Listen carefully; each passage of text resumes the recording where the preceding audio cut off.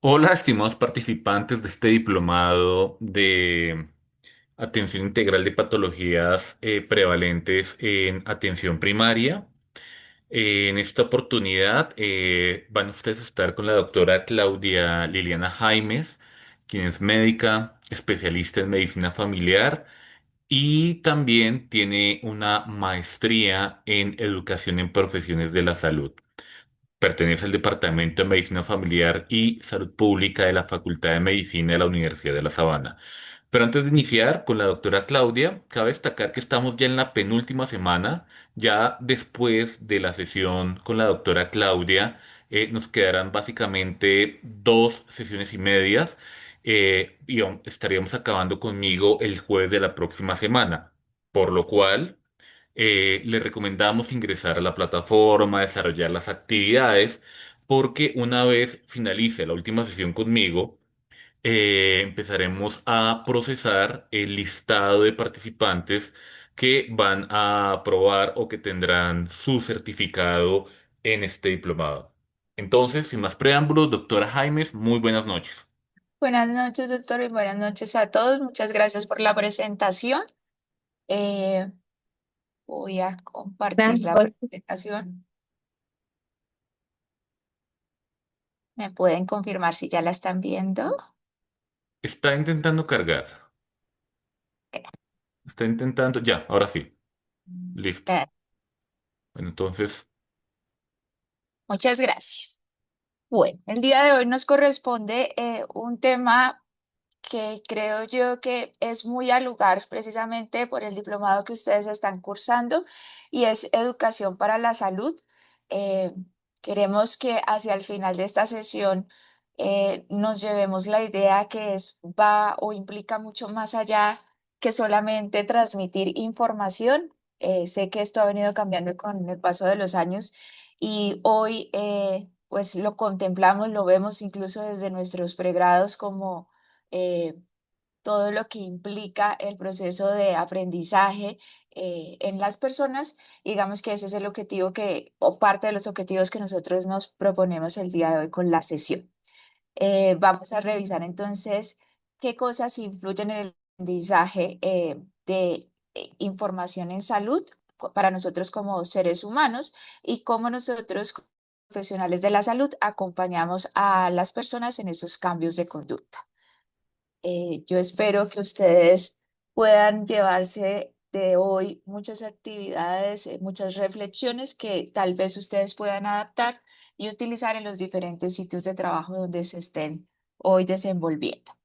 Para esto nos hemos planteado tres objetivos principales. El primero es que podamos comprender aquellos elementos que hacen posible el aprendizaje en salud. El segundo es analizar cómo influyen las creencias, las emociones y las representaciones sociales en esos mensajes de salud. Y por último, pero no menos importante, que ustedes puedan vivir algunos ejercicios prácticos que puedan mejorar esa comunicación educativa y que ustedes puedan trasladar algo de lo que veamos hoy en ese ejercicio profesional. Más que conceptos, queremos que se lleven ustedes ideas que ustedes puedan aplicar mañana en sus sitios de trabajo. Y para esto les presentamos como la propuesta de la ruta que vamos a seguir en la sesión del día de hoy. Iniciaremos con un juego, luego vamos a ver unos videos iniciales de tres formas diferentes en las que se transmite un mensaje o una información en salud, eh, y luego haremos algunas preguntas de reflexión en torno a esos videos. Luego hablaremos un poquito de esos modelos educativos que guían como tal el aprendizaje. Veremos una de las estrategias que es precisamente la comunicación. Pasaremos a explorar algunos métodos y técnicas de enseñanza para finalizar con educación para la salud y unos videos integradores finales. Entonces, para iniciar, les voy a pedir el favor de ingresar. Podemos subir por esta. Yo les envío por aquí Por la siguiente. a este Mm, Por la siguiente. Por link. acá. No, por esa. Por allá. Sí, por eso, sí, señor. Creo que hay alguien con micrófono abierto. Les pedimos el favor de silenciarlo. Y vamos a ingresar entonces a este link. Yo igual voy a mostrarles las instrucciones del juego. Sin embargo, ya se van a dar cuenta que las imágenes pues las pueden ver mejor si ustedes ingresan directamente al link. El objetivo entonces es descubrir cómo se pronuncia la palabra león en árabe. Y para esto vamos a tener aproximadamente unos 5 a 7 minutos. Voy a mostrar en la diapositiva siguiente las instrucciones. Sin embargo, nuevamente los invito a que ustedes ingresen al link porque les va a quedar más fácil ver las diferentes imágenes. Cada uno de ustedes al ingresar va a encontrar un PDF. En la segunda página de ese PDF van a encontrar una hojita con 10 imágenes con los nombres de animales, de 10 animales. En cada una de estas tarjetas ustedes encuentran la imagen y cómo se escribe cada uno de estos animales en árabe y cómo se pronuncia cada uno de estos animales. Con la escritura y la pronunciación de estos 10 nombres, ustedes deben descubrir cómo se pronuncia la palabra león. Eh, Siendo en mi reloj las 6:12, les voy a pedir el favor que aquellas personas que ya crean, cuando vayan teniendo la respuesta, vayan levantando la mano y así me va dando a mí como una idea general de cómo vamos sintiendo. Lo dejo ahí por si no pueden ingresar, pero los invito a que en la medida de lo posible ingresen para que ustedes puedan agrandar un poquito más la imagen. Me van contando, van levantando la mano eh, y así yo también voy midiendo tiempos.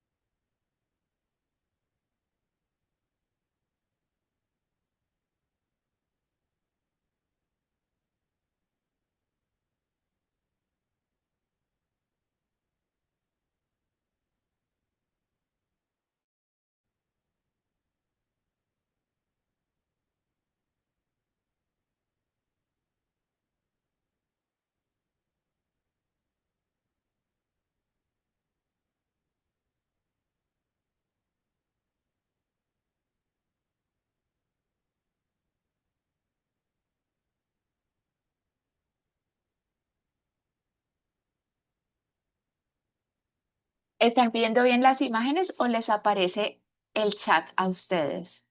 ¿Quién me puede confirmar?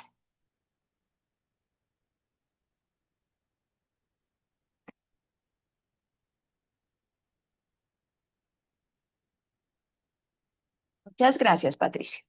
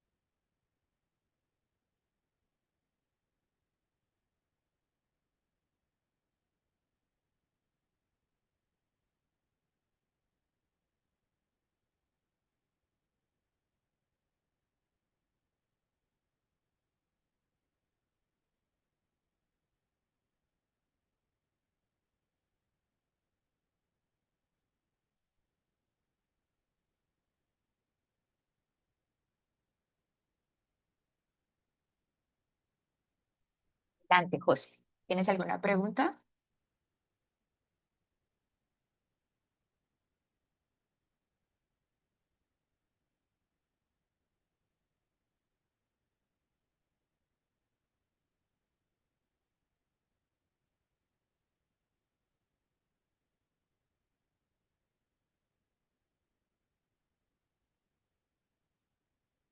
Sí, sí, José, ese es el documento que les debe aparecer y al bajar encuentran en la segunda hoja esta misma imagen que ustedes están viendo aquí, donde encuentran las 10 tarjetas. Lo que pasa es que tal vez les quede más fácil agrandarla en ese archivo PDF que aquí y así pueden llegar a la solución. Recuerden que la pregunta es, ¿cómo creen ustedes que se pronuncia la palabra león en árabe? Y tienen esas 10 imágenes como las guías que les pueden ustedes sugerir o llegar a la respuesta.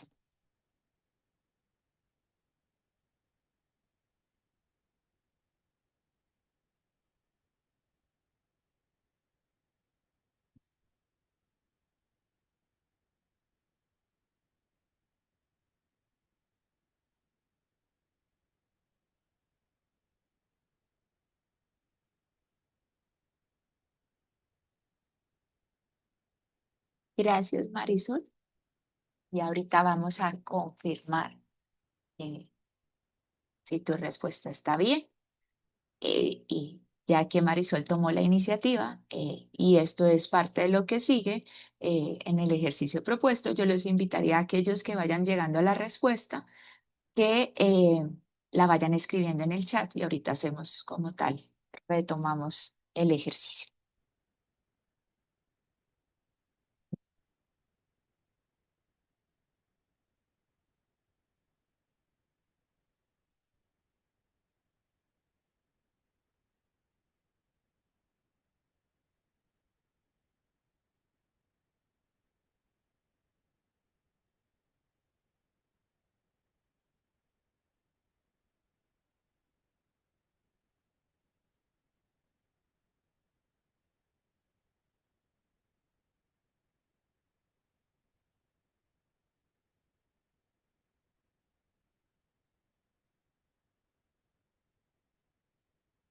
Gracias a todos los que las han venido compartiendo.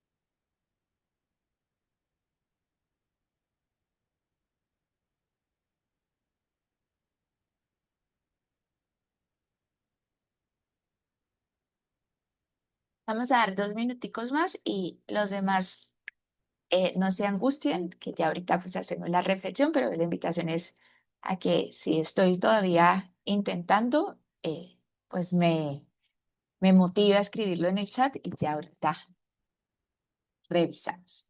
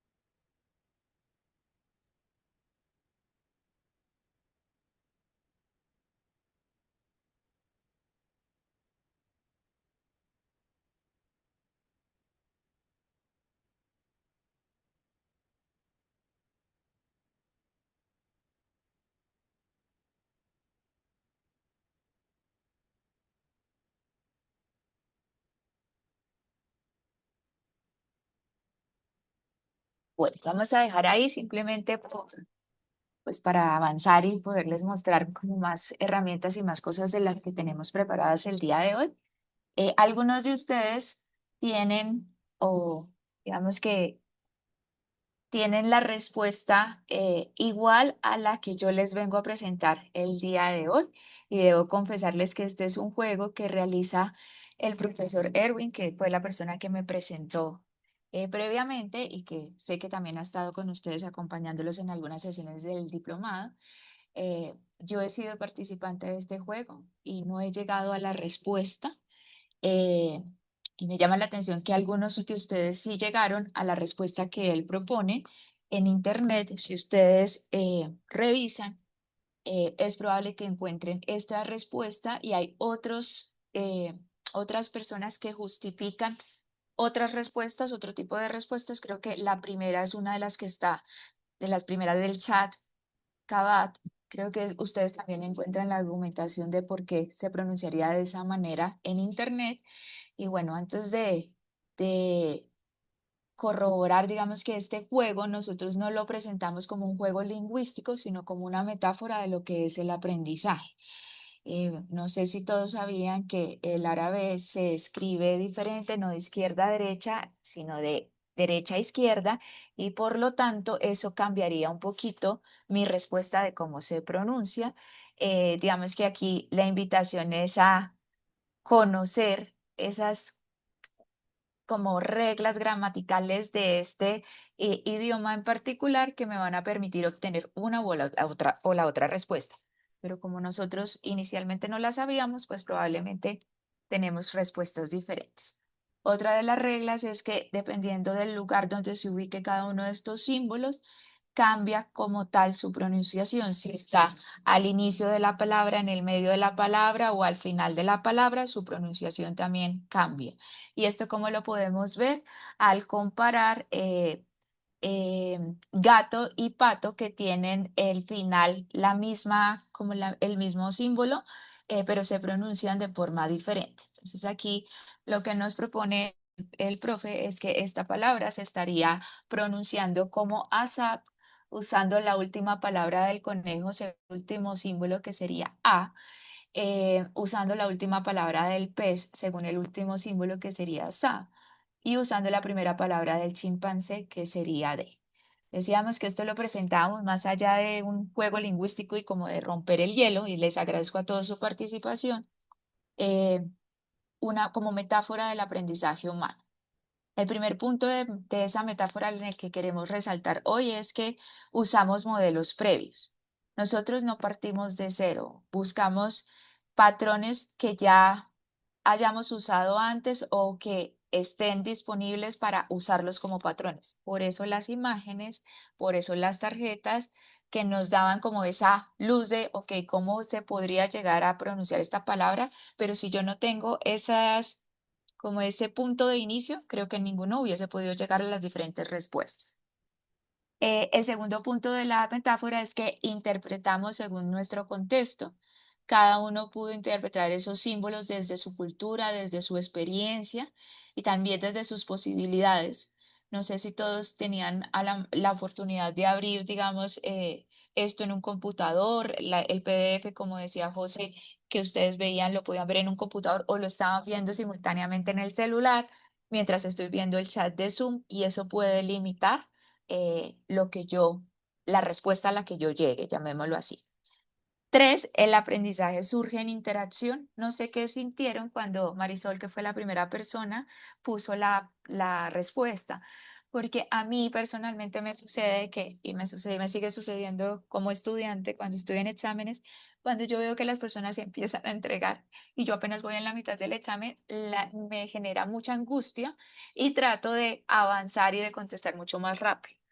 Esto que nos enseña que cada uno tiene sus propios ritmos y que yo puedo preparar mi sesión, puedo preparar mi mensaje lo mejor posible, eh, pero todos llegamos a un ritmo diferente. Cuando ese aprendizaje se da en interacción con otras personas, puede ser que se facilite, porque yo viendo la respuesta de Marisol puedo decir cómo lo haría lleguemos a mirar y entiendo que tal vez por símbolos cuál fue cada uno de los animales que ella utilizó y me ayude a resolver a mí una pregunta que tenga en ese momento en particular. Aquí no sucedió, digamos que en otros escenarios, a veces durante el mismo, en el mismo chat, durante el mismo ejercicio, se preguntan los unos a los otros cómo llegaron a la respuesta y empiezan a compartir tips que les permiten a los demás llegar a esa respuesta. ¿Qué puede pasar también? Que yo les diga, miren, la respuesta es tal y ya. En ese momento, si es algo urgente, yo que estoy recibiendo el mensaje, lo puedo tomar como, uy, gracias, me acaba de salvar, estás va a seguir preguntando, pero en cierta parte yo también estoy poniendo una barrera a esa otra persona como diciéndole, tú no vas a llegar a la respuesta, tómala. No te estoy dando las herramientas para que tú misma llegues a la respuesta, tú misma tomes la decisión, tú misma plantees cómo vas a hacer ese cambio de conducta para asumir o adoptar hábitos más saludables, sino que de una vez le estoy imponiendo porque ella no puede hacerlo, no puede hacer todo el proceso para llegar a tomar esa decisión. Y las emociones influyen. Son las 6:30 de la tarde. Probablemente todos finalizando en estos momentos apenas sus jornadas de trabajo.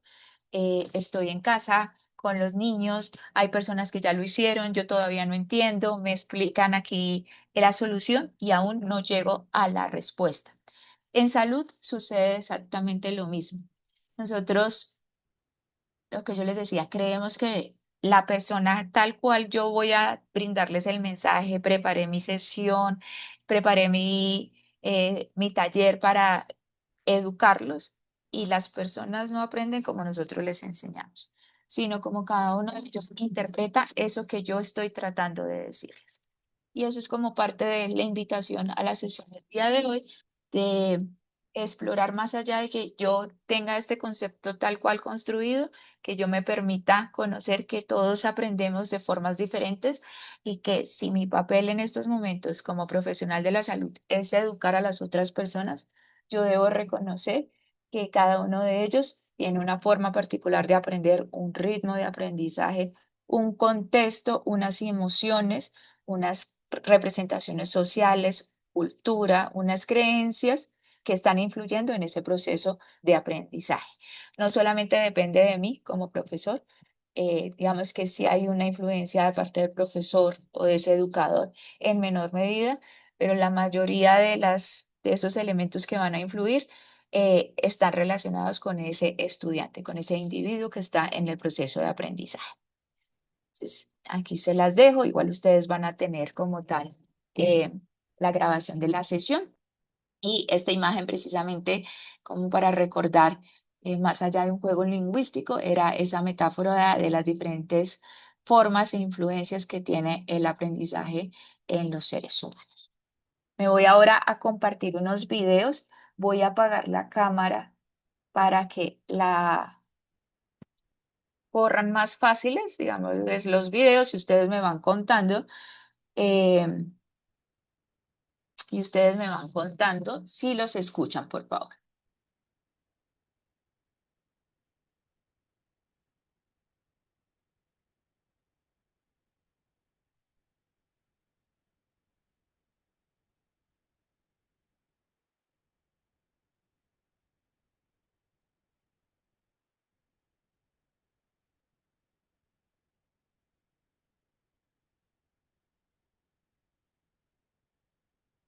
¿Se escucha bien el video? No, No, doctor. se escucha ni se visualiza únicamente la presentación. Pues sí, el otro poquito. Muchas gracias. Ya reviso. Compartir.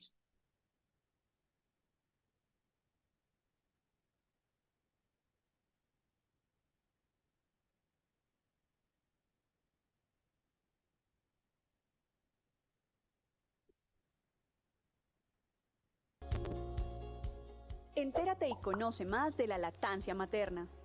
La lactancia materna es la forma ideal de aportar a tu bebé los nutrientes necesarios para un crecimiento y desarrollo saludable. En los primeros 6 meses debe ser exclusiva. Esto significa dar al bebé solamente leche materna sin ningún otro líquido o sólido, ya que ésta provee todos los nutrientes y el agua que el bebé necesita. La lactancia materna además fortalece el vínculo madre-hijo, el cual constituye una experiencia especial, singular e intensa. Protege la salud de la madre, la del bebé y aporta a la economía del hogar. ¿Cuáles son los beneficios de la lactancia materna? Para el bebé, proporciona todo lo que el bebé necesita para su crecimiento y desarrollo. Contiene anticuerpos que ayudan a combatir virus y bacterias. Reduce el riesgo de enfermedades respiratorias, digestivas y alergias. Para la madre, ayuda a perder rápidamente el peso ganado durante el embarazo. Reduce la probabilidad de anemia después del parto. Puede disminuir el riesgo de cáncer de mama, ovario y osteoporosis. Aquí algunas recomendaciones para la lactancia materna. En el caso de la madre, consume alimentos saludables y abundante agua, descansa lo suficiente, solicita información sobre la forma correcta de amamantar a tu bebé.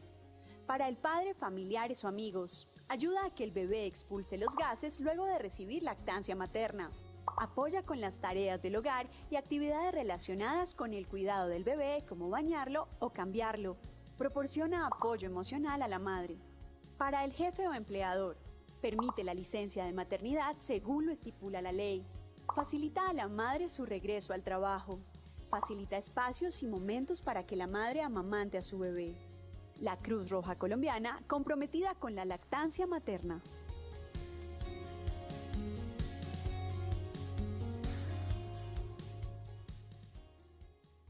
Bueno, este fue el primer video que los invito a que lo tengamos ahí y nos vamos a ver segundo video. ¿Lo pudieron escuchar?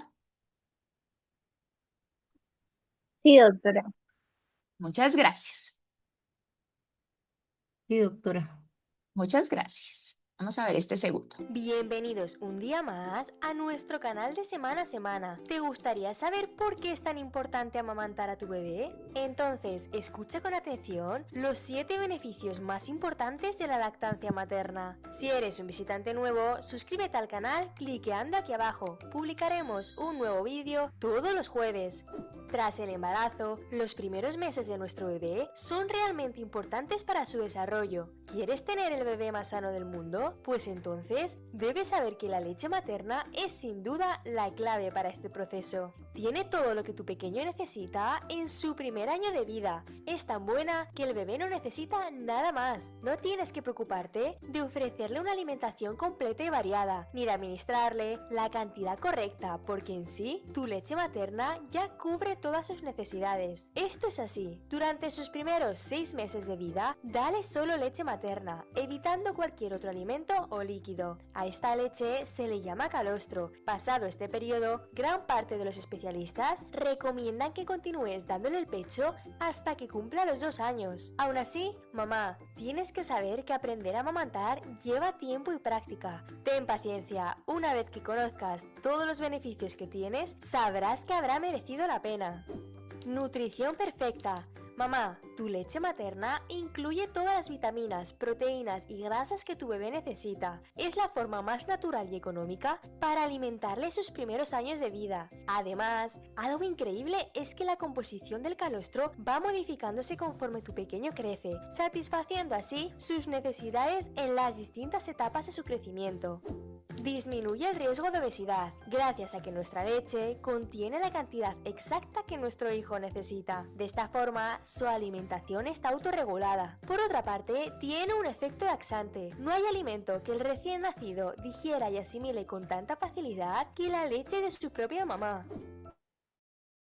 Desarrolla la mandíbula. El recién nacido está preparado para succionar. La ausencia de dientes favorece los movimientos de la boca para que pueda hacer una correcta succión de la leche. Estos movimientos preparan la mandíbula del bebé para cuando salgan sus primeros dientes. Gracias a esto, en un futuro no tendrá problemas para masticar ni para gesticular las palabras. Protege de enfermedades. La lactancia materna es la primera inmunización del bebé. Sin ella, el recién nacido estaría desprotegido. Ten cuidado, es mucho más segura que la leche en polvo y el agua del exterior. El calostro proporciona al bebé los anticuerpos de la madre. Son anticuerpos especiales que refuerzan y desarrollan el sistema inmunológico de tu pequeño. Gracias a ello, podrá combatir diferentes tipos de virus, bacterias e infecciones. Previene alergias. El calostro previene alergias de por vida, tanto en la piel como a otros alimentos, incluso a factores ambientales. Y es sencillamente por dos razones. La primera es que tu hijo está expuesto a menos riesgos en su primer año de vida, que es la etapa más delicada. Segundo, la leche materna funciona como capa protectora para evitar que posibles alérgenos entren en el sistema del niño. Fuerte vínculo madre-hijo. Se produce un fuerte vínculo madre-hijo. Es una experiencia increíble, mamá. Comenzarás a crear una conexión tan especial y profunda con tu bebé que será muy difícil de romper. Además, este contacto físico entre mamá y bebé influirá enormemente en el desarrollo emocional y sensorial de tu pequeño. Un niño amamantado tiene más posibilidad de sentir confianza, cariño y seguridad de los que le rodean. Esto le permitirá querer y confiar en los demás, además de que aumentará su autoestima. Cuida la salud de la mamá. Las mamás que amamantan tienen menos riesgo a padecer depresión posparto o anemia. Además, disminuye los riesgos a sufrir enfermedades, especialmente el cáncer de mama o de ovario. Te ayudará también a bajar de peso, regulará tus periodos menstruales y notarás enseguida cómo mejora tu autoestima y confianza. Mamá, ya conoces los beneficios más importantes de la lactancia materna. Recuerda que amamantar es mucho más que dar alimento. Es dar amor, protección y compañía. Hasta la próxima.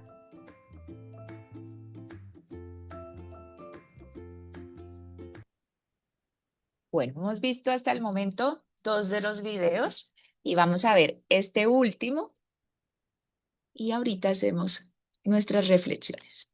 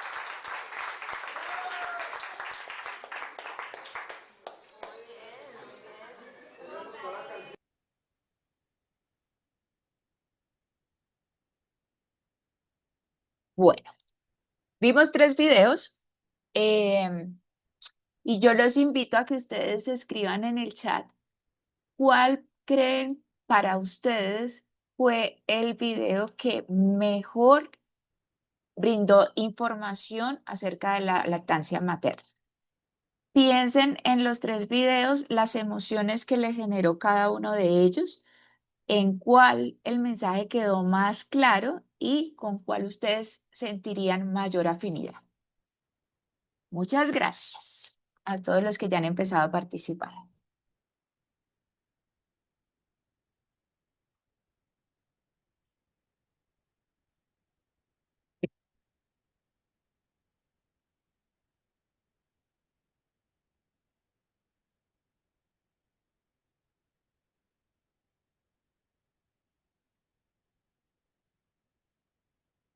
Bueno, muchas gracias a todos los que participaron. Y parte de, pues yo no soy experta en la revisión de los videos para señalar cuál es el que es mejor o no, pero este ejercicio nuevamente les cuento, lo hemos presentado en diferentes grupos, en diferentes poblaciones, y me llama la atención las diferencias entre unos y otros. Aquí vemos, digamos que una inclinación por el segundo video. Hay algunas personas que se inclinan más por el primero y otros que se inclinan más por el último video. Entonces, yo les voy a contar cómo se comporta esto con respecto a los diferentes grupos y ya ustedes han empezado a dar esos tips. Cuando yo estoy con población en comunidades no profesionales de la salud, sino con las personas a las que llegamos a educar, muchos de ellos resaltan el tercer video porque lo sienten más cercano, porque generan una emoción de confidencialidad, de empatía con estos médicos, que esto yo creo que pueden tener, ese video puede tener unos 15 años y tal vez por eso la imagen no se vea bien, la imagen se vea movida, fue tomada por un miembro de la comunidad en ese momento. Eh, pero a mí me llama la atención que al estar en comunidad, tal vez los otros videos se preocupan mucho más porque el mensaje tenga fundamentación científica, tenga una imagen bonita, no esté sobrecargado el uso de imágenes versus texto, y aún así ellos se inclinan más por el tercero. Precisamente, como ustedes lo han puesto aquí, es más didáctico, es más cercano, así lo sienten las personas, ¿sí? Así lo sienten ellos. En ese momento estaba de moda esa canción. Más recientemente, ustedes creo que pudieron haber visto una adaptación de una de las canciones del Manes Germán, también muy utilizada por muchas escuelas o por estudiantes en escuelas de enfermería y de medicina, donde adaptaban la letra a lactancia materna también. Y es una de las formas en las que esas comunidades en particular, donde ellos se acercan a educar, lo encuentran más cercano. Pero también tengo otras poblaciones donde hemos presentado y probablemente el video 1 o el video 2 sean los escogidos. El video 2 bota unos datos muy pues, importantes y al mismo tiempo gran cantidad de datos. Si comparamos, por ejemplo, profesionales de la salud en los inicios de su formación versus formación más avanzada, y en los inicios de su formación prefieren el video número 1.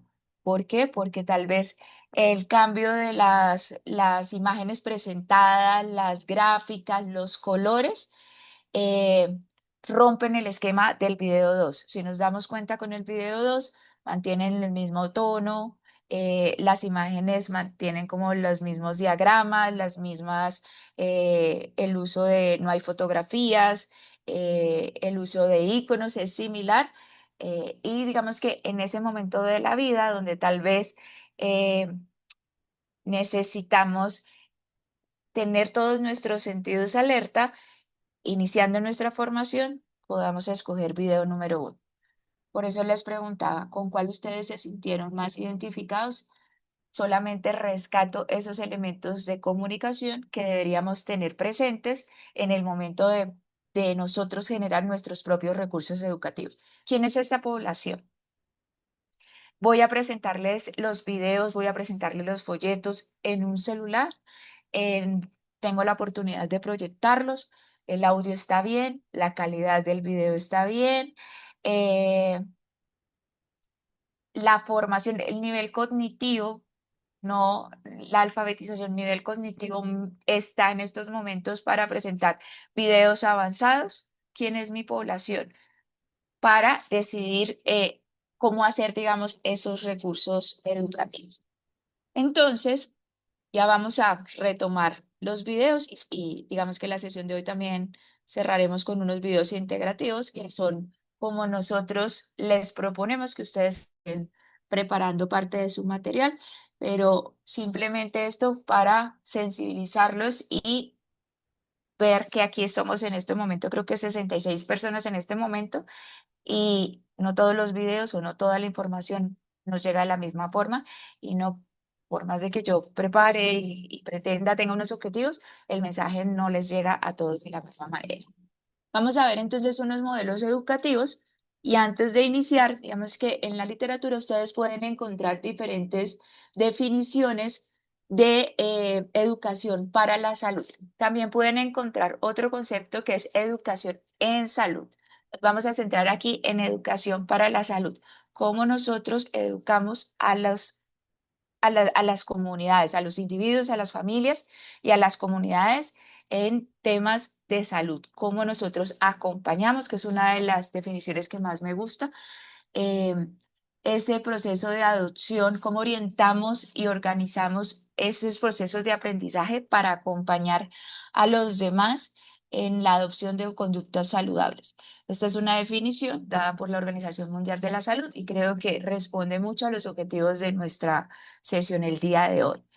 Y está muy vinculada entonces con un concepto que se llama promoción de la salud y que yo creo que en algún punto todos hemos escuchado este término y quería resaltar que cuando nosotros hablamos de promoción de la salud no nos centramos únicamente en la prevención de enfermedades o en las acciones de brindar recomendaciones a los demás, sino que la promoción de la salud implica un enfoque muy integral donde las personas puedan alcanzar un nivel alto de bienestar, no solamente físico, sino también mental, social, emocional y sobre todo hablamos de salud cuando ese individuo es capaz de identificar cuáles son esas necesidades, ¿sí?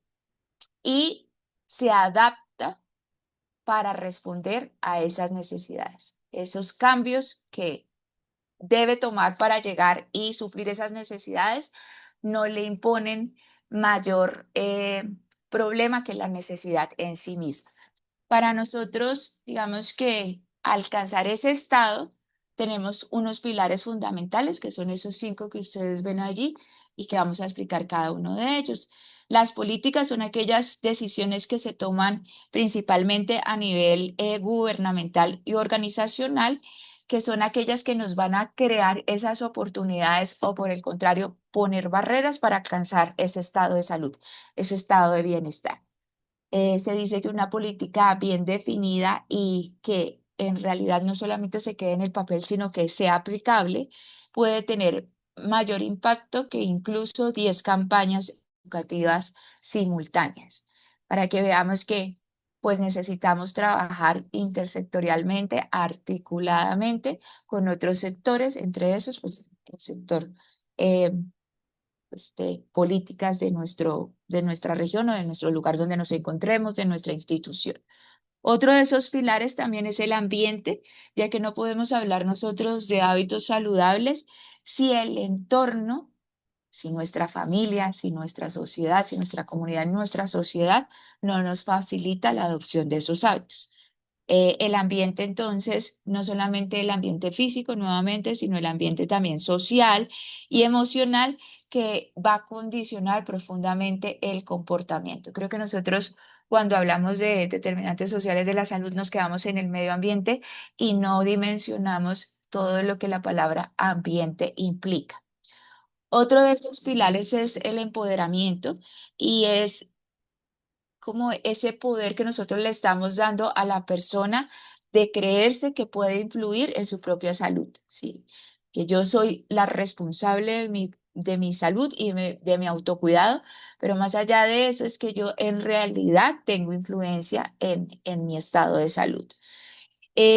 Aquí, digamos que lo importante no es que solamente la educación para la salud se centre en decirme qué tengo que hacer, sino en favorecerme o favorecerle a esos individuos su autonomía para que sean ellos quienes tomen sus propias decisiones y de esa manera pues se hagan responsables de ese proceso de salud.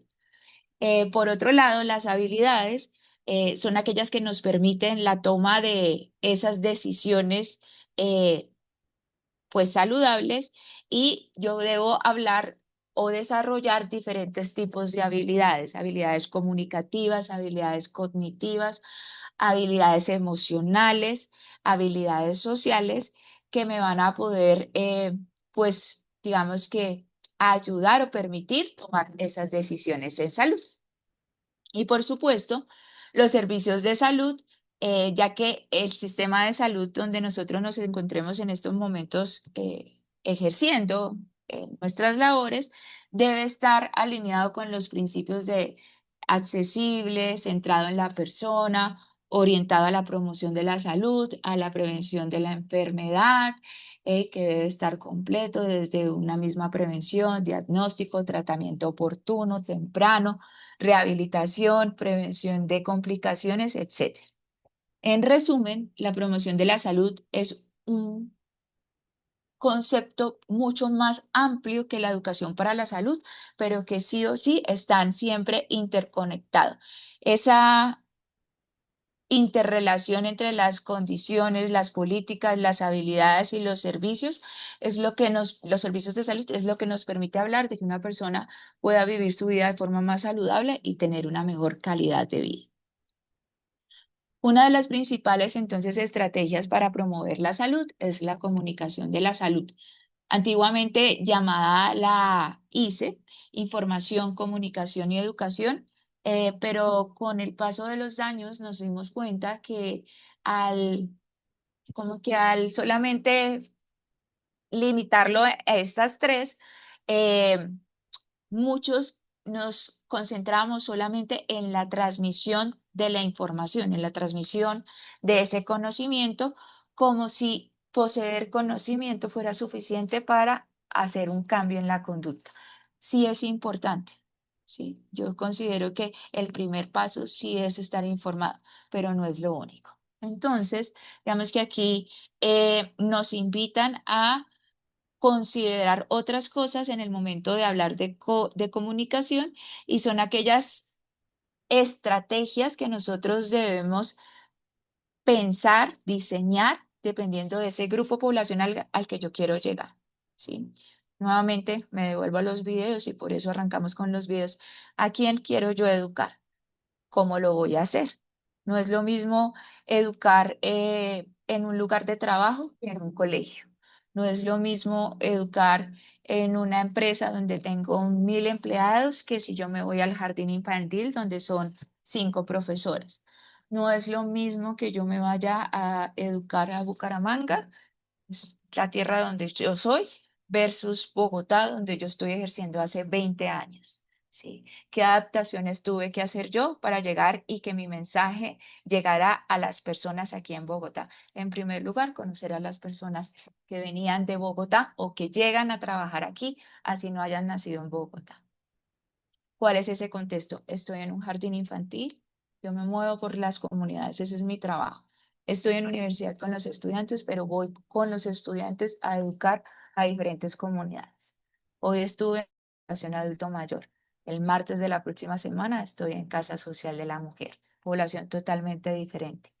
El jueves voy a estar con cuidadores de personas con discapacidad de uno de los municipios de Sabana Centro. Y aunque el mensaje, probablemente el mensaje sea el mismo, primero conozco mi población, conozco el municipio y lo adapto.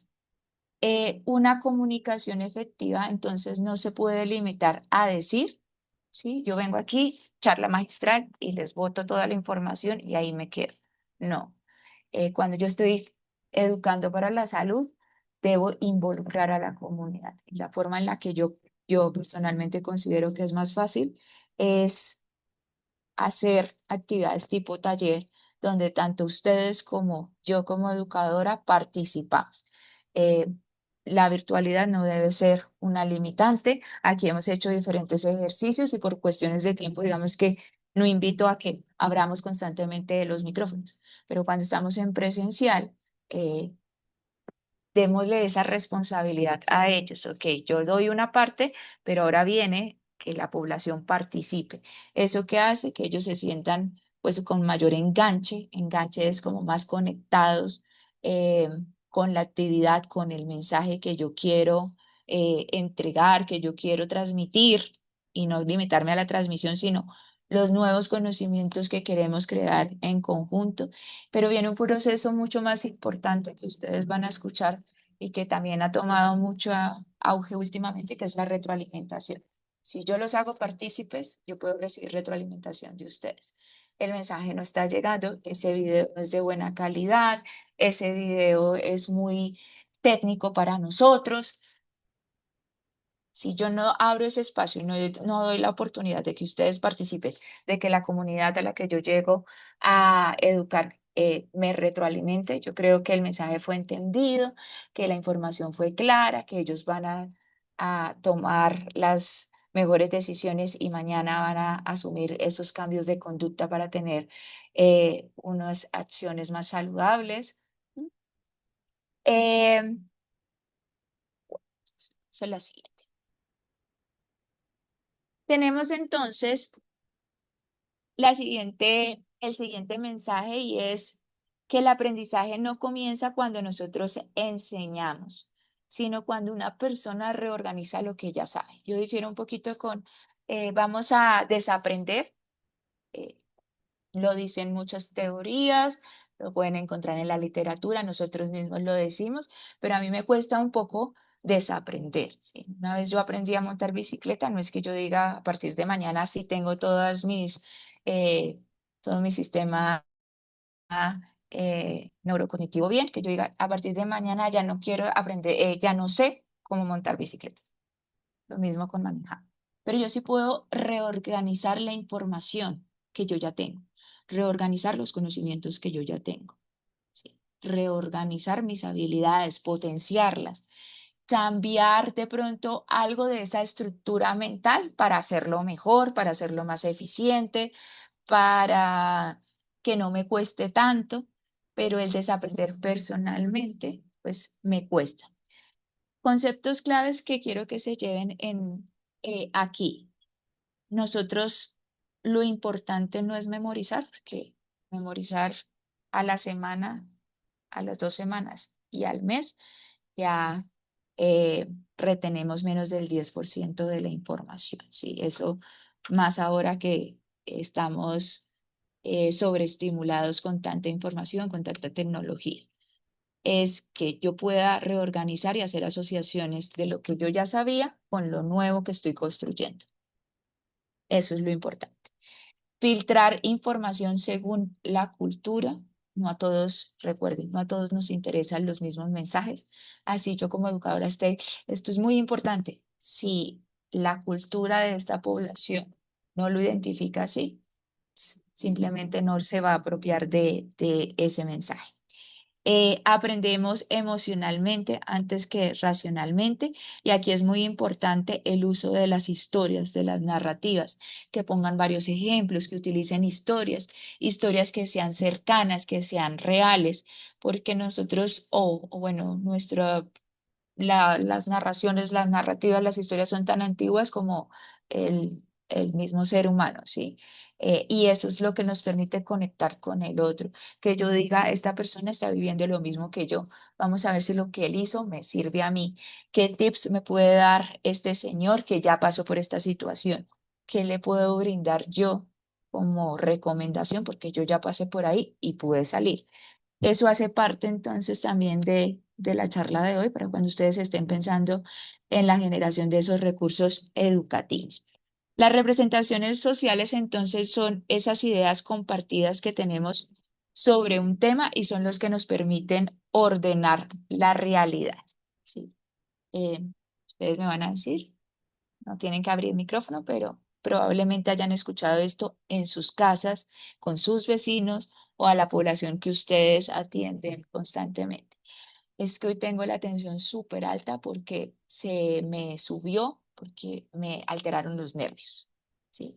Y muchos tenemos esta idea de que cuando tengo los nervios alterados, la presión se me va a subir. El resto del tiempo la tensión es normal. Entonces solo me tomo el medicamento cuando tengo problemas de nervios, porque en el resto mi presión se mantiene. Las vacunas bajan las defensas. Las vacunas son malas. Si me siento bien, no necesito tratamiento, que no hay ninguna enfermedad que sea de por vida. Entonces yo me tomo el tratamiento 3, 4 días, lo suspendo. Cuando me vuelva a sentir mal, cuando me vuelva a doler la cabeza, me vuelvo a tomar la atención, la pastilla de la atención, porque en el resto, pues yo la tengo controlada porque los nervios pues no los tengo alterados. Piensen ustedes entonces en un paciente o en un individuo al que hayan tenido que educar recientemente y piensen en todas esas representaciones sociales que aparecieron en su discurso. ¿Sí? Cuando ustedes estaban intentando, eh, no sé, darles un tratamiento o presentándoles un plan de tratamiento, un plan de mejora, alguna recomendación. eh, Tengo entendido que todos son profesionales de la salud, creo que todos están en contacto en la atención con el paciente, entonces, o en algún punto de su carrera, tuvieron la oportunidad de atender de atención directa con los pacientes. Piensen cuáles eran esos discursos. Si yo me tomo la pastilla, me vuelvo adicto a ella. Entonces, mejor no, y solamente cuando sea estrictamente necesario. Esos son los discursos con los que yo me enfrento día a día. Doctora, yo no me voy a poner la insulina porque el vecino se la puso y se quedó ciego. Entonces, yo no me quiero quedar ciego. Tampoco me voy a poner la insulina porque al vecino del frente le cortaron la pierna desde que se empezó a poner eso. Piensen en esas representaciones sociales eh, y cómo hacemos nosotros para luchar, entre comillas, con esas representaciones. Aquí entonces nosotros vamos a tener dos palabras importantes que quiero mencionar hoy, que son el anclaje y la objetivización. La objetivización es como nosotros convertimos ideas abstractas en imágenes concretas. Por ejemplo, el colesterol es malo. ¿Sí? ¿Cómo hago yo para decirles a ellos, cómo se imaginan ustedes que el colesterol es malo?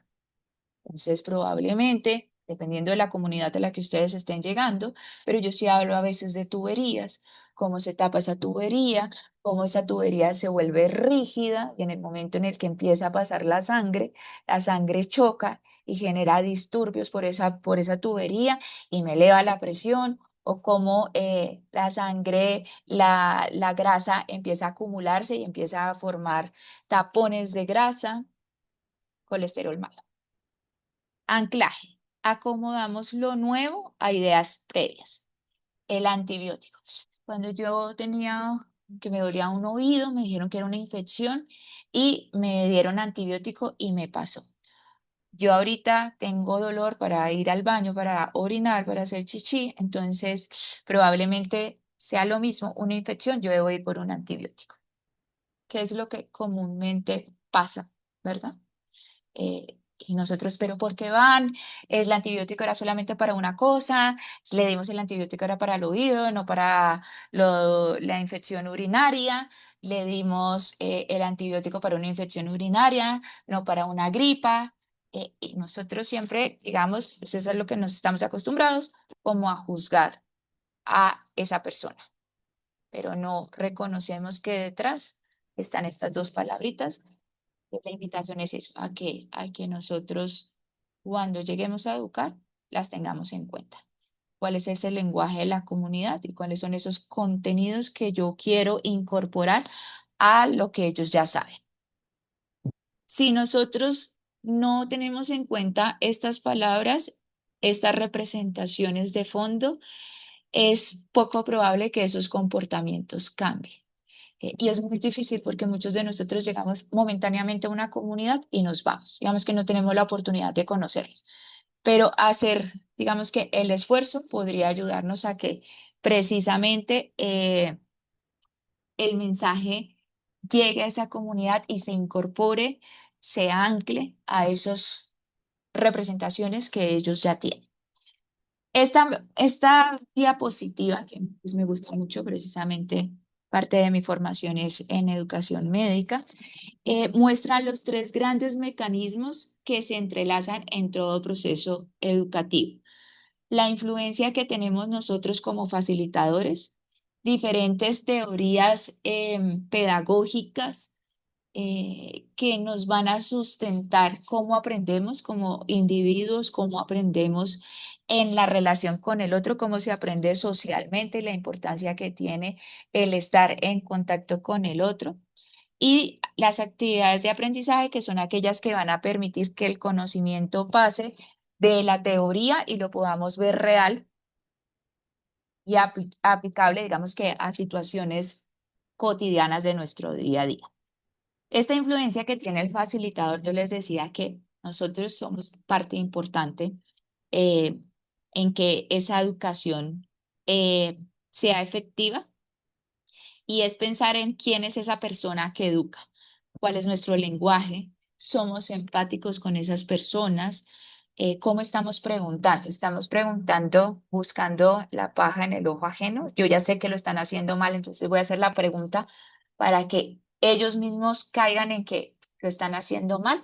Si por el contrario en estos momentos yo estoy acompañando procesos de formación de estudiantes que están en alguna profesión de la salud y que en algún punto van a salir a ejercer, mi pregunta es para demostrarles que no leyeron, para demostrarles que no saben, para demostrarles que yo soy la que tiene el poder porque tengo la información, porque tengo la experiencia, pues eso definitivamente marca una primera barrera en la educación.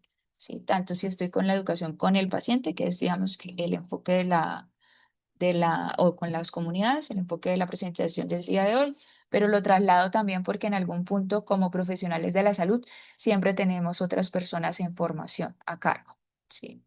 ¿Cuál es nuestro mensaje o qué es lo que nosotros queremos transmitir también como educadores? ¿Cómo acompañamos ese proceso? ¿Lo acompañamos o solamente nos limitamos a estar al inicio y al final?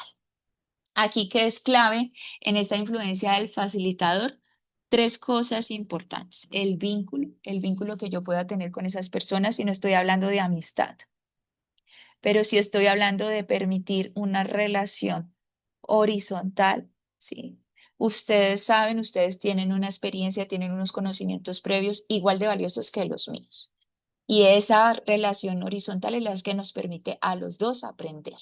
Lo suyo es valioso, lo mío también. Escuchémonos y construyamos cosas nuevas. La claridad del mensaje.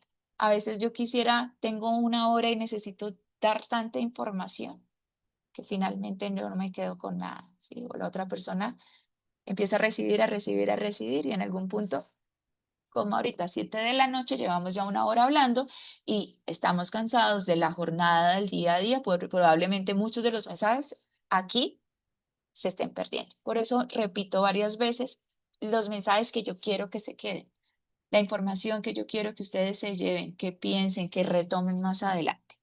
Eh, y por último, en esas tres palabritas de esa influencia del facilitador, es qué conversaciones generamos, no qué imposiciones hacemos. Y creo que esto va muy relacionado con ese vínculo, con esa relación horizontal.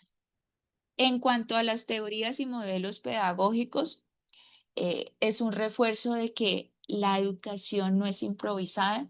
Yo considero que es una de las profesiones más nobles que existen. No en vano nosotros como familia, como padres de familia, pues entregamos lo más sagrado de nosotros, nuestros hijos, a otras personas para que continúen, para que nos ayuden en ese proceso de formación. Desde pequeños y a lo largo de todo nuestro de nuestra vida, nuestro ciclo vital. Por eso cuando nosotros recibimos ese adolescente, cuando nosotros recibimos ese adulto eh, mayor, cuando nosotros recibimos esa persona, esa adulta que está tomando decisiones importantes acerca de su salud, pues debemos recordar que lo que busca es alguien con quien conectar, preguntar con tranquilidad, poder conectar eh, y que le permita a ella como descubrir o a esa persona descubrir qué necesita para tomar las mejores decisiones. Esto no es inventado, existen unas teorías de base, yo solamente quiero mencionar algunas. No es el objetivo de la sesión de hoy, pero hay unas que me gustan mucho y es el aprendizaje social, cómo el aprendizaje se potencia en la relación con el otro. O sea, aquí ninguno viene solo al mundo ni está, ni vive a lo largo de toda su vida solo. De ahí la importancia en que esté en relación con el otro y lo que ese otro puede hacer en mi aprendizaje. Otra de las teorías que me llama aquí mucho la atención y es la teoría de la motivación. Los niños, aquellos que estén educando población de niños versus los adultos. Los niños aprenden por motivación principalmente externa y de modelamiento. Por eso, si le doy el sello, si le doy el sticker, si le doy ese reconocimiento a su esfuerzo, voy a tener un niño enganchado con el aprendizaje. Por eso yo hablo de modelos. Vamos todos a repetir lo que hacía el conejito de Colgate de cómo se cepillaba los dientes. Esos reconocimientos, esa motivación viene principalmente de afuera. Si yo estoy preparando una sesión educativa para ellos, recuerden, tiene que ser muy interactiva. El juego es una de las principales herramientas cuando tiene un propósito de educación. Yo debo pensar el juego para educar.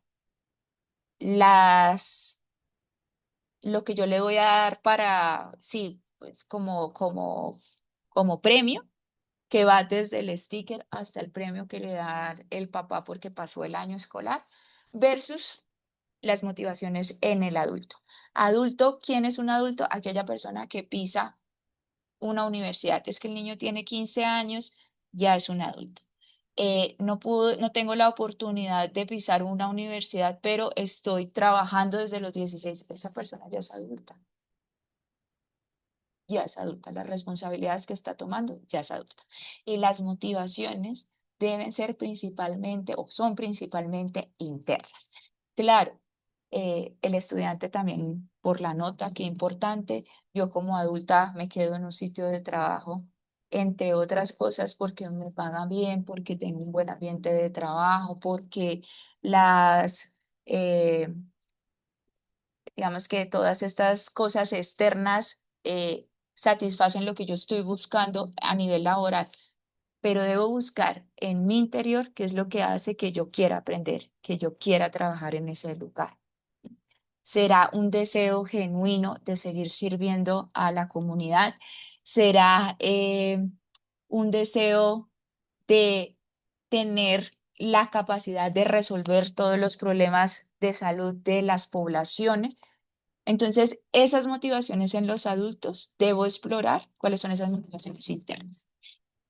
Hoy muy difícil encontrarlas en los adultos que están llegando a mí personalmente a nivel de universidad, porque muchos de ellos, pues por las diferentes situaciones que se viven a nivel de sociedad, a nivel de avances tecnológicos, ¿sabes? A nivel de situación socioeconómica, etcétera, siguen muy concentrados en ese reconocimiento, en esa recompensa externa. Pero una vez empiezan a madurar, una vez empiezan a ver lo que implica, pues, el aprendizaje en sí y en lo que ellos se van a desenvolver como adultos, yo debo empezar a buscar cuál es esa motivación intrínseca y a partir de allí generar toda mi estrategia. Porque la extrínseca, lo de afuera, ese reconocimiento en algún punto se puede acabar. Yo tengo que buscar que esa persona que yo estoy educando eh, encuentre su motivación interna y si yo no esté, le siga apuntando. Todo esto entonces nos recuerda que las personas aprenden mejor cuando las hacemos partícipes, cuando las conectamos con su realidad, con la información y cuando con esa información nosotros le generamos sentido a eso que ellos están aprendiendo. Y por último, las actividades transferenciales, que son las que nos permiten pasar esa teoría a la aplicación, a mi situación real, a mi día a día, a la vida cotidiana. Y aquí es importante tener en cuenta elementos del contexto, ¿sí? ¿Cuál es el contexto de esas personas a las que yo quiero educar? Les pido excusas, estoy sola en estos momentos y no me voy a parar a contestar el citófono, pero de pronto lo deben estar escuchando. La vida del paciente importa, sus horarios, su familia, su situación económica, sus creencias, su cultura. Por eso les recuerdo, yo también soy estudiante, yo también tuve hoy una larga jornada de trabajo y entiendo el esfuerzo que ustedes están haciendo estando aquí como ya casi finalizando este diplomado. Integración. El conocimiento debe estar vinculado a esos conocimientos, habilidades, experiencias previas. Es la mejor manera de que yo ancle esos nuevos conocimientos, retomar lo que yo ya sé. Traer, como yo no conozco a los 100, a los 66 que están aquí, a los 12 que tengo mañana, es permitirles en un primer momento que ellos me cuenten, que ellos de alguna manera expresen cuáles son esos conocimientos, habilidades, experiencias previas, para que yo después, con mi mensaje, les ayude a ellos a buscar cómo conectarlo e integrarlo. Aplicaciones en el entorno real. Nosotros aprendemos cuando lo que aprendemos lo vemos aplicado inmediatamente. Por eso los casos son una buena forma de educar. No siempre casos clínicos, lo que ya les decía, desconozco si es como la realidad de todos, casos clínicos, pero sí las narrativas, sí las historias. Historias de comunidad, historias en el trabajo, historias en el colegio, pues si estoy en la formación de otros profesionales de la salud, historias, pues casos clínicos, que es a lo que nosotros pues finalmente nos enseñan. Que el conocimiento tenga una utilidad entonces personal. Y otra de las cosas aquí muy importantes es que yo debo tratar de estimular diferentes sentidos, porque por allí, acuérdense que es más emocional que racional. En la medida en la que yo eh, estimule la audición, la visión, el tacto, ¿sí? Que yo genere como mensajes que pueda utilizar múltiples canales, pues voy a tener personas más conectadas. Antiguamente se hablaba de personas que son más auditivas, que son más visuales, que les gusta mucho esto de más sensoriales. Hoy yo digo el mensaje, pues no tengo tiempo para conocerlos a todos y no me puedo concentrar en una sola población. Tengo que generar material para todos. Aquí hemos tenido videos, aquí hemos tenido audios, aquí tenemos una presentación que es un apoyo tanto a ustedes como para mí, pero digamos que a mí se me facilita de pronto esto, las narrativas, la historia. Pero si ustedes no son auditivos, si no son visuales o tienen una predilección por, por este canal, pues voy a perderlos. Entonces tengo que estar en algún punto estimulando todos los sentidos. El ejercicio del juego árabe, por eso también los invitaba a que utilizaran sus propios celulares, porque están haciendo, no solamente viendo. Y así estemos en lo virtual, yo puedo generar, digamos em, que pues estimular cada uno de estos canales. En resumen, con esta diapositiva es reiterar un mensaje que ya con ese iniciaba yo la presentación, que no es solamente transmitir información, es entender que existen múltiples mecanismos que están relacionados y es lo que nos permite que esa persona entienda, pueda, quiera y finalmente haga, tome la decisión de adoptar ese cambio en salud. Antes de hablar entonces de técnicas y estrategias, pues queríamos como recordarles algo fundamental y es que toda educación para la salud se sostiene en la comunicación. Comunicar entonces no es solo hablar, es transmitir conocimientos, emociones, despertar los sentidos, generar percepciones. Cuando comunicamos, siempre hay un emisor y siempre hay un receptor. Pueden haber muchos emisores y pueden haber también muchos receptores. Sin embargo, debemos recordar que en salud ese receptor, lo ideal es que no sea una persona que asuma una pasividad, sino por el contrario, que yo le dé a él funciones para interpretar o la responsabilidad de interpretar, de filtrar, de sentir y de que con esa información, con esos conocimientos que está construyendo, él pueda negociar y tomar sus propias decisiones sobre una conducta o no iniciar ese cambio de conducta. La comunicación en salud entonces puede ser oral, escrita o visual, pero lo más importante es que sea clara, humana y orientada a esa persona, ¿sí? Que esté específica para ese grupo poblacional al que yo me estoy acercando. Por eso se dice que la comunicación es la base de todo esfuerzo educativo, instrucción o educación. En la comunicación entonces intervienen diferentes actores, el comunicador, el educando. Yo puedo tener diferentes, ¿cómo lo diríamos? Mm, Bueno, puedo tener diferentes tipos de personas que están en ese proceso de formación, el que está en silencio y a veces me queda la duda, ¿será que está comprendiendo? ¿Será que está poniendo atención? A veces uno se lleva sorpresas, ese que está en silencio piensa tanto, integra tanto que simplemente no lo comunica, pero ahí está. O está el que está en otra dimensión, que no está poniendo atención, está allí de cuerpo presente, pero no mentalmente ni emocionalmente.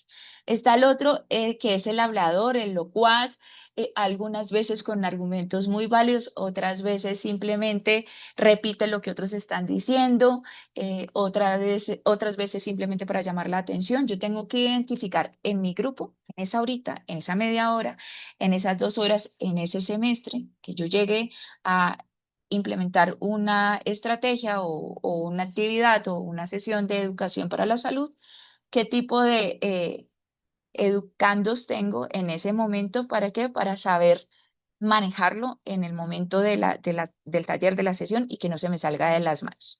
Está aquella persona que de pronto no me participa y una vez yo le hago la pregunta y empieza a participar, se desvía. Se va por otras ramas, nunca llega a la respuesta. Hay otros que probablemente sí llegan a la respuesta, pero han divagado primero en múltiples caminos y hace que la sesión nunca llegue a su fin. Yo tengo que empezarlos a conocer y tener estrategias que me permitan para esos diferentes tipos de educandos invitarlos y que se hagan partícipes. ¿Cómo puedo invitar al silencioso sin que se sienta juzgado, que si se sienta como que esta señora siempre me va a preguntar, entonces qué pereza, yo me hago atrás o dejo de ir? El que empieza a hablar y de un momento a otro yo no le doy nunca la oportunidad, va a llegar el punto en el que también me va a dejar de asistir o voy a perder el enganche porque no, como yo soy el único que hablo, ya ni siquiera me dejan participar.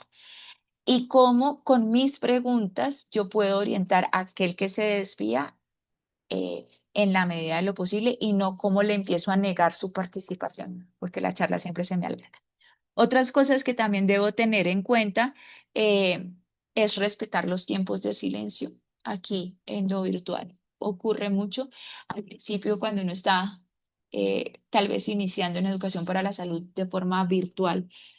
Cuesta mucho, genera mucha ansiedad, ¿qué estará pasando? ¿Me estarán entendiendo? ¿Se cansaron? ¿Se fueron? Etcétera. Ya después uno aprende a manejarlos eh, y a generar nuevas estrategias que permitan a todos, el que quiere hablar, el que quiere abrir el micrófono, el que solo quiere poner su nombre y participar, como diferentes formas para que todos participen.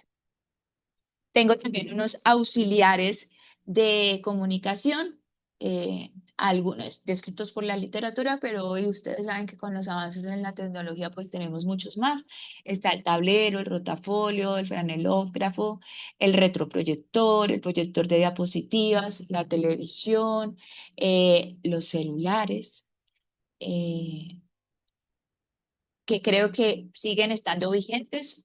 Televisor hoy en día una gran herramienta en, por lo menos donde nosotros estamos, en los diferentes municipios, eh, porque no todos tienen celular o así todos tengan celular. no tienen, digamos, datos o entonces sigue estando el televisor donde yo puedo proyectar. Toda la sesión no puede estar limitada a un televisor, pero sí hace parte importante para lo que yo les decía, como estimular parte de esos sentidos auditivo o, o el visual. Cuando hablamos entonces de didáctica, hablamos de cómo estamos enseñando y toda acción educativa requiere que haya un educando, un educador o maestro, pudo tener más, que yo tenga claridad de cuáles son los objetivos. Si no, me voy a desviar, se me va a ir la sesión si no tengo claro cuáles son esos objetivos. Quiero 10 para media hora, no lo voy a lograr. Es mejor tener un solo objetivo. Y si ese objetivo, la población así lo requiere, trabajar un solo objetivo en 3 sesiones, en 3 talleres, estaría bien. Existen otras poblaciones que me permiten incluso 2 o 3 objetivos por cada sesión, dependiendo de los tiempos. Tengo que tener definido un tema o unos temas, unos contenidos para desarrollar esos temas, los métodos y técnicas de enseñanza, los medios que voy a utilizar para que precisamente poder construir estos conocimientos. Si alguno de estos elementos falla, el mensaje entonces no va a llegar completo. Tengo entonces también unos momentos que hacen parte de ese proceso de enseñanza y aprendizaje, son unos momentos didácticos. La planeación es pensar en el qué queremos lograr, qué necesita la población, qué recursos tenemos y qué recursos necesitamos. Los objetivos, no sé si todos conozcan la estrategia SMART, que sea medible, que tenga un tiempo como tal claro en el que lo voy a medir, que sea real, que sea alcanzable. La forma en la que yo construyo el objetivo me facilita la planeación como tal de esa sesión. Debe requerir como tal la preparación del tema. Yo puedo tener mis diapositivas y todo, pero si no la he preparado, llego aquí, probablemente no sepa qué voy a hacer. Tengo que preparar la ejecución, preparar los tiempos, qué pasa si el plan A, qué pasa si no me funciona, donde mis ayudas audiovisuales, etcétera. Tengo que estar motivada como educadora. ¿Cuáles son esas motivaciones internas que me llevan a realizar esa motivación, esa educación al otro? Que tengo unas externas, me toca en el trabajo, es una responsabilidad, me van a pagar, es de verdad un servicio social, sí, pero ¿cuáles son esas motivaciones internas? Y tengo que tener un proceso de evaluación. Yo sé que al hablar de evaluación muchos nos asustamos y pensamos en el parcial, pero la evaluación es de lo más importante de este proceso de enseñanza-aprendizaje, porque es lo que nos va a permitir conocer qué hicimos bien, cuáles son nuestras oportunidades de mejora. Medir qué hicimos bien, ¿para qué? Para replicarlo en una próxima sesión y cuáles son mis oportunidades de mejora, porque si no me voy a quedar siempre en el error. Estos son entonces esos elementos que hablábamos o esas personas que estaban involucradas en un proceso de comunicación. Muy importante tener en cuenta que siempre que yo doy un mensaje, recibo alguna retroalimentación. Sí. Incluso los silencios hacen parte de una retroalimentación. Cuando yo tengo un silencio es que no me entendieron, nuevamente están cansados, la instrucción no fue clara, ya se fueron. Eso es parte de mi retroalimentación. No necesito el muchas gracias, profesora, le fue muy bien. O muchas gracias, doctora, por todo lo que usted sabe y nos enseñó, sino ver las caras. Ese lenguaje verbal, ese lenguaje no verbal, hace parte de ese proceso de retroalimentación para mí como emisor. Y elementos que ya habíamos mencionado previamente, tener en cuenta las actitudes, las creencias eh, previas. Las emociones entonces van a influir en ese anclaje del mensaje. Esto creo que lo habíamos hablado. Van a hacer que mi mensaje para algunas personas sea más importante que para otras. Las emociones van a hacer que yo vea ese mensaje como una situación cercana o como algo hipotético no va a pasar y probablemente no me enganche. Existen algunos elementos pedagógicos que van a ser restrictivos, como por ejemplo las advertencias, los límites, son útiles, pero no son suficientes. Debo tener también algunos refuerzos positivos, como celebrar los pequeños avances, validar los esfuerzos, considerar, por ejemplo, aquella persona que está en ese proceso de cesar el tabaquismo, venía una semana bien y hoy fuma. Yo le celebré que había estado una semana sin fumar o me quedo en, es que hoy fumaste, ya dañaste todo tu proceso. Y creo que nosotros hemos sido educados así. Siempre busco el error y no celebro esas pequeñas eh, ganancias previas. Y nuevamente el uso de historias o narraciones cercanas que lo que van a permitir es despertar emociones y que el mensaje eh, pues llegue más a esa población. Existen entonces unos principios de comunicación para la salud, ya lo habíamos mencionado, la claridad, usar un lenguaje sencillo, evitar términos médicos. ¿Quién es su población? Ustedes hoy son todos profesionales de la salud, supraespecialistas, están dirigiendo instituciones de salud, servicios en las instituciones de salud y quieren un mensaje de salud claro. Yo debo ir al tecnicismo porque su nivel me está pidiendo a mí que yo llegue con ese mensaje. Versus, vamos a estar mañana con la población de un municipio de Sabana Centro, donde probablemente tengo adultos mayores con discapacidad auditiva, audífonos, algunos que funcionan, otros sin audífonos, algunos saben leer, otros no saben leer, no saben escribir. ¿Quién es mi población? Y adapto mi mensaje. Empatía, esto la debo tener tanto con ese supraespecialista, la persona más formada, como con las comunidades a las que nosotros vamos a servir. Mostrar esa comprensión y preocupación por las preocupaciones de los demás. Escucha activa, fomentar y valorar esa retroalimentación, ese feedback del público. A veces yo tengo tanto que decir que no dejo a los demás opinar. Así como ahorita pregunta. No, esa pregunta puede ser mucho más importante que todo el mensaje. Esa pregunta puede ser la pregunta de la comunidad. Ustedes pueden ser los únicos profesionales, los únicos educadores a los que ellos tengan acceso. Y con tal de yo cumplir lo que me había propuesto, pues no los escuché. Y otra cosa importante es esa adaptabilidad cultural, respetar y adaptarse a las diferencias culturales para que el mensaje pues llegue, ¿sí? Existen algunos desafíos, aquí vemos solamente algunos, los principales, que más frecuente hoy en día es esa desinformación, la difusión de información errónea, que puede sobrepasar mensajes verdaderos de salud. No voy en contra, ni voy a hacer ningún comentario, pero si está el uso de las redes y toda la tecnología y tenemos mucha información y la tenemos tan fácil como dar clic, ¿por qué no nos preocupamos porque esa información sea veraz, clara, ¿sí? Que llegue de verdad a todos y que el mensaje que llegue sea el que tiene que llegar? Esa es una de las formas en las que podríamos trabajar con con estas personas que tienen como profesión la producción de contenido. Qué bonito sería que trabajáramos en conjunto. Nosotros aportando desde la parte científica y ellos desde la parte de comunicación, que por algo lo hacen y lo hacen bien.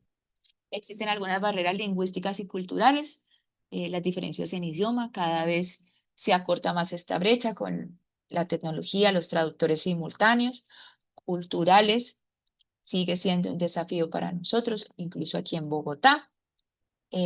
Solamente es invitarlos a salir a alguno de los municipios y encontramos población eh, migrante, pero además de diferentes etnias también, que si desconocemos esos arraigos culturales podríamos estar irrespetando.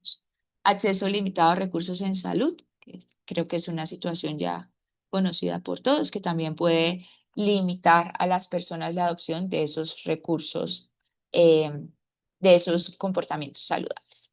Aquí tenemos un ejemplo eh, de dos campañas eh, de salud. Una campaña para dejar de fumar, donde evidenciaban que la comunicación efectiva sí puede cambiar comportamientos, y también se habla de algunas campañas de prevención que no logran conectar con los jóvenes debido a el uso de mensajes basados en el miedo. Entonces, ¿qué es lo que yo estoy buscando y cuál es esa población? Si yo quiero generar miedo hoy en día, pues no es una buena forma de comunicar, y se demuestra, digamos que estos son dos estudios que pues como tal la campaña fracasó, mientras que esta de cesar del tabaquismo con comunicación efectiva, con el refuerzo de esas pequeñas ganancias, motivaba más a las personas y se lograban tiempos más largos de sin fumar. Digamos que eran simplemente dos como ejemplos rápidos. Hacemos entonces, yo creo que vamos ya casi terminando, a los métodos y técnicas de enseñanza. Esta es una imagen que probablemente hayan visto, pirámide de la taxonomía de Bloom. En la base verbos como recordar, comprender, aplicar, analizar, y ya en la punta crear. Esto es a lo que nos invita a pensar qué queremos nosotros con esa actividad, con esa sesión, con ese taller de educación para la salud, hasta dónde queremos llevar a nuestra población. ¿Sí? Queremos llevarlos a que creen cosas, a que evalúen cosas, pero estamos desconociendo o que recuerdan, que comprenden, si ya han podido aplicar esos conocimientos que traen. Entonces, ¿quién es mi población?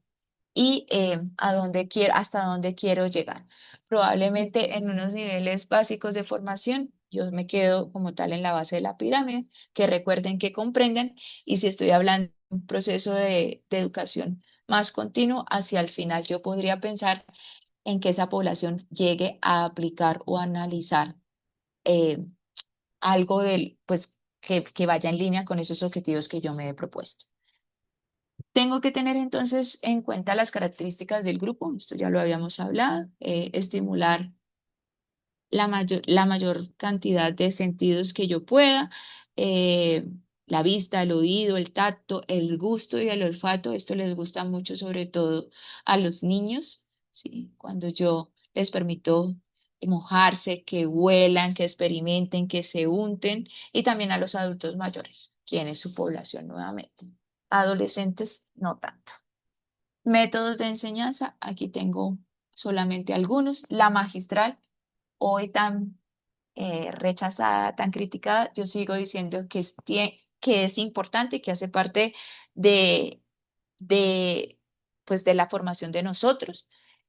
Una magistral o una parte de mi sesión, de mi taller de forma magistral funciona perfectamente. Entonces, no es como que ya no la hagamos, no, hagámosla, pero que no se limite toda la sesión a la parte magistral.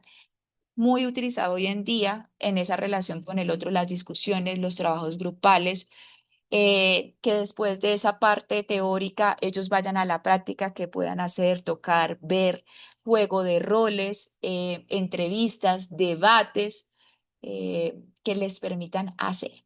Y existe toda una nueva sombrilla de metodologías que cobijan bajo el nombre de metodologías de aprendizaje experiencial, donde yo pongo a las personas a resolver retos, a jugar, eh, a que aprendan con base en un problema que yo les presento. Ese problema puede ser clínico, si yo estoy en un caso clínico, si estoy en formación de profesionales de la salud, puede ser el desarrollo de un caso comunitario real.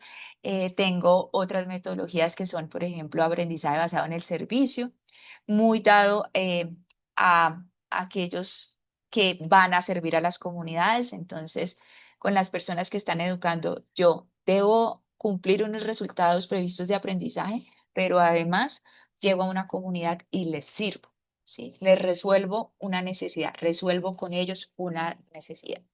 Aprendizaje basado en simulación. Tenemos simulación en salud pública, simulación para mejorar habilidades comunicativas, simulación para mejorar habilidades de examen físico, de comunicación, de entrevista clínica. Es un sinnúmero de metodologías que yo puedo adaptar según mis necesidades y los recursos con los que cuento. Y aquí una de las cosas que yo les decía que es muy importante es esa evaluación. ¿Qué es la evaluación? Es lo que me va a permitir corroborar lo que yo intentaba enseñar, ¿sí? Yo la puedo ver como un proceso final.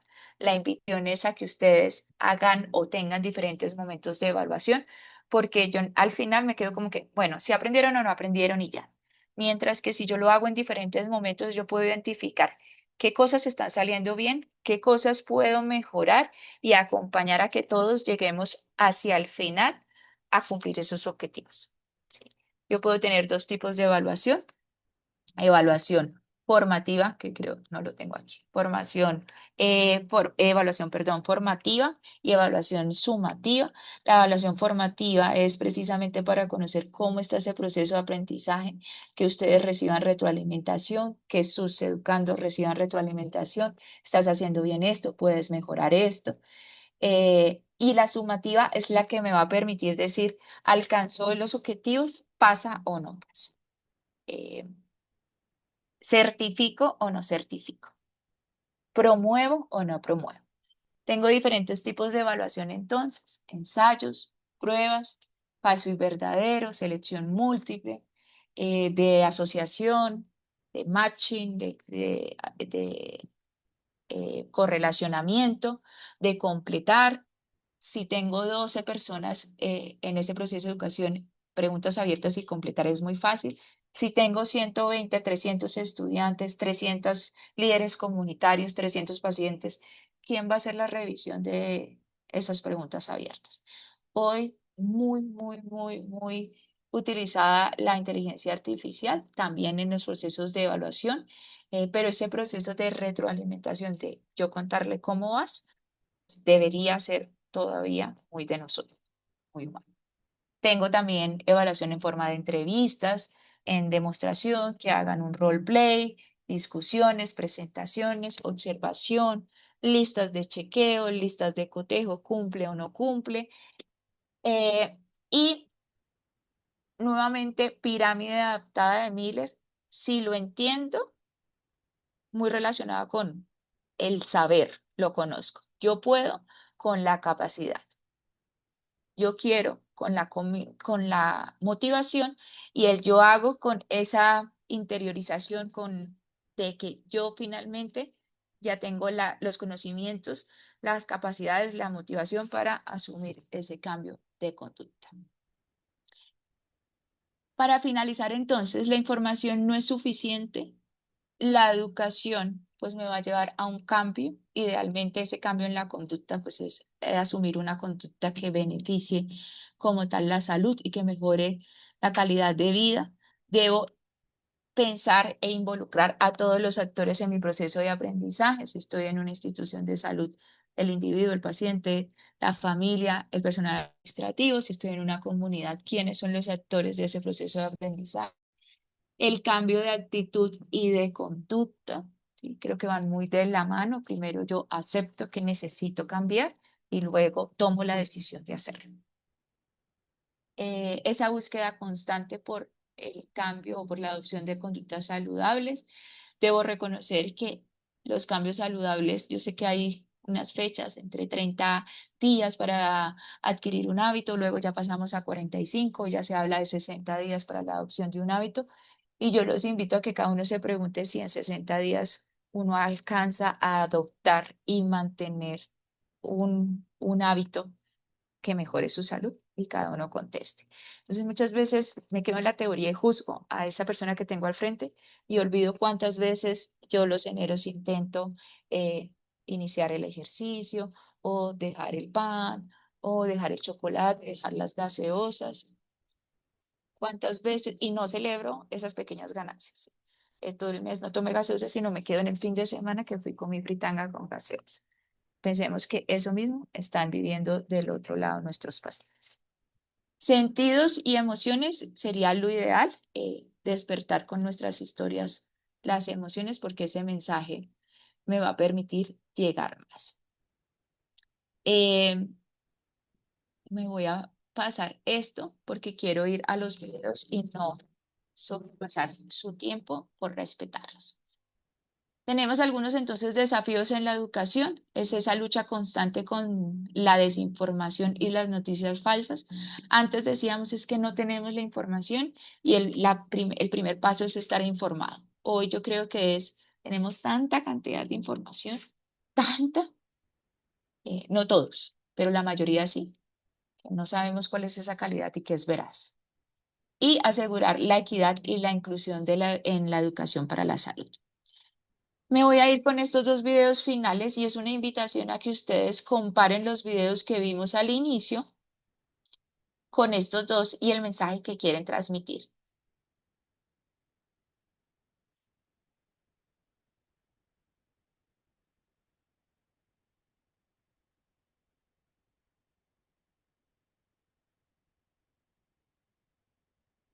It looks like rain again today. Dark clouds gather and fill the sky. Don't know how to talk to you, just know how to say goodbye. Have you actually got a driver's license? I don't think so. Go back where you came from. Learn to speak English. Go back where you came from.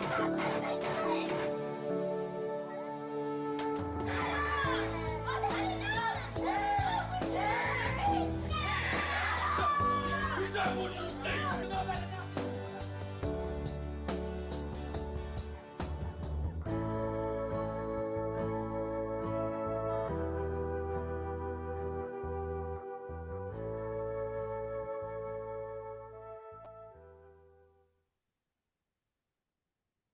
Va muy en línea con todo lo que hemos hablado hoy, el despertar emociones, estimular diferentes sentidos.